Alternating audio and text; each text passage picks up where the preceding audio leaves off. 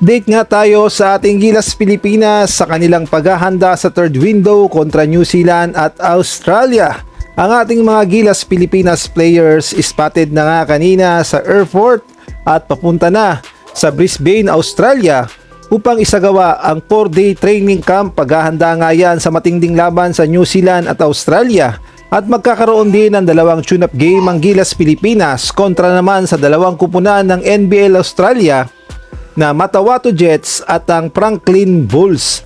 At positibo, masaya ang ating mga Gilas players at kampante, nakakayanin nila ang dalawang mabigat na laban. At dito nga sa latest post ni Carl Tamayo, nakasakay na sila ng eroplano at mamayang madaling araw ay nasa Brisbane, Australia na sila.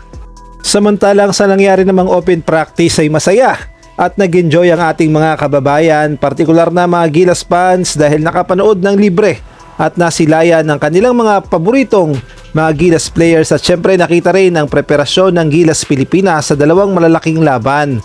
At syempre hindi maiiwasan yung mga komento, may positibo at meron din namang mga negatibo patungkol nga sa ating mga Gilas players. Alam naman nating lahat na hindi ganun kasolid ang lineup ng Gilas Pilipinas dahil kulang nga tayo sa mga key players na kagaya na lamang ni Kai Soto. Tapos nagka-injury pa si Quintin Millora Brown at si Calvin Optana, kaya naman malaking dagok yan sa Gilas Pilipinas. Tapos wala pa pala si Scotty Thompson na legit point guard ng Gilas Pilipinas, kaya naman hindi talaga may iwasang ulanin ng kritisismo ang ating Gilas Pilipinas lineup. May mga nagsasabi na hindi doon nila kayang talunin ng New Zealand at Australia at mukhang 0-2 na naman daw ang Gilas Pilipinas sa third window. Sa totoo lang, napaka-crucial ng laban na ito dahil nung second window walang naipanalo ang ating Gilas Pilipinas, kaya naman sa pagkakataong ito sa third window kailangan ng manalo ng Gilas Pilipinas dahil namimiligro ang ating Gilas Pilipinas sa pagpasok sa FIBA World Cup 2027 sa Qatar kung matatalo na naman tayo ng 2 beses kontra New Zealand at Australia. Oo, makakapasok tayo sa second round. Ang tanong, sa second round ba ay kakayanin nating manalo? Dahil kung matatalo na naman tayo dito sa third window at sa second round, wala na tayong pag-asang makapasok sa World Cup na ating pinakaasam-asam. Kaya naman ang malaking tanong ng mga Gilas fans, papalag na ba ang lineup ni Coach Tim Con? At sapat na ba ang 4 na araw na training camp at gayon na rin yung 2 tune-up games upang magkaroon ng team chemistry, mapag-aralang mabuti ang game plan at makakasilat ba tayo kahit man lang sa New Zealand? Ayan nga ang malaking tanong ng mga Gilas fans. Syempre hindi pa natin nahuhusgahan ang lineup ni Coach Tim Con dahil hindi pa naman nagsisimula ang totoong laban.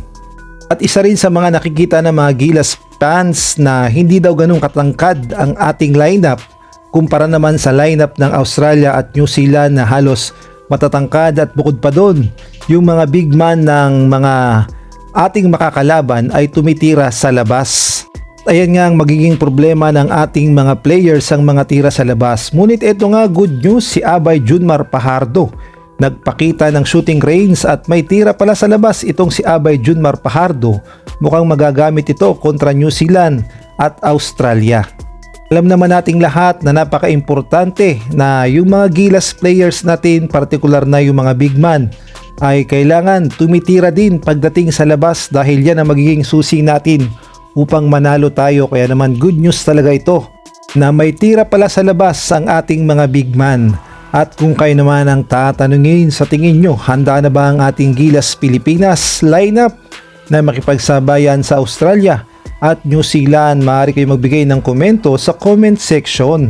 At kung nagustuhan mo ang video na to, paki-like naman, paki-subscribe, paki-pindot ang notification bell para updated ka sa susunod kong i-upload.